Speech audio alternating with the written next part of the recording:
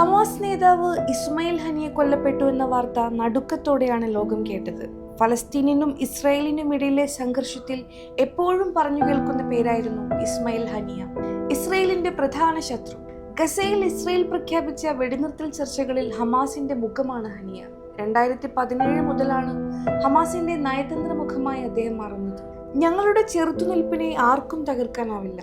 തൂക്കുമരത്തിലേറ്റിയാലും നടു റോഡുകളിൽ വെച്ച് ഞങ്ങളെ തകർത്തു കളഞ്ഞാലും ശരീരം ചിന്നി ചിതറിച്ചാലും ഫലസ്തീനിന്റെയും ഖുദ്സിന്റെയും അവകാശങ്ങൾ ഞങ്ങൾ ആർക്കും അടിയറ വെക്കില്ല.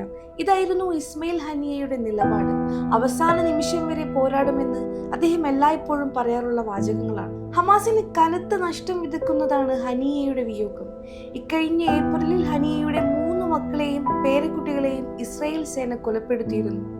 എന്നാൽ മക്കളുടെ രക്തസാക്ഷിത്വത്തിന്റെ പേരിൽ അഭിമാനിക്കുന്നു എന്നായിരുന്നു ഹനിയയുടെ പ്രതികരണം. എന്റെ മക്കളുടെ രക്തത്തിന് ഗസയിലെ മറ്റു രക്തസാക്ഷികളെക്കാൾ കൂടിയ വിലയൊന്നുമില്ല. അവരോരോരുത്തരും എന്റെ മക്കൾ തന്നെയാണ് എന്നാണ് അദ്ദേഹം പറഞ്ഞത്. ഫലസ്തീൻ മണ്ണിൽ അധിനിവേശം നടത്തുകയും പ്രതിരോധിക്കുന്ന കുട്ടികളെയും സ്ത്രീകളെയും കൊന്നുകളയുന്ന ഇസ്രായേലിനോട് ഒരിക്കലും വിട്ടുവീഴ്ച കാണിച്ചിരുന്നില്ല ഹനിയ. സ്വന്തം മണ്ണിൽ ഫലസ്തീനികൾ സുരക്ഷിതമായി ജീവിക്കുന്ന കാലം വരുമെന്ന് ലോകത്തോട് ഉറക്കെ പറഞ്ഞ നേതാവ്. ഇസ്രായേലിന്റെ കറുത്ത കരങ്ങൾ തനിക്ക് പിന്നിലുണ്ടെന്നറിഞ്ഞിട്ടും ഒരു ഭയവുമില്ലാതെയാണ് ഹനിയ മുന്നോട്ട് നടന്നത്. ഹമാസിന്റെ മുൻനിര നേതാക്കളെയെല്ലാം ഇസ്രായേൽ ഇല്ലാതാക്കിയിരുന്നു.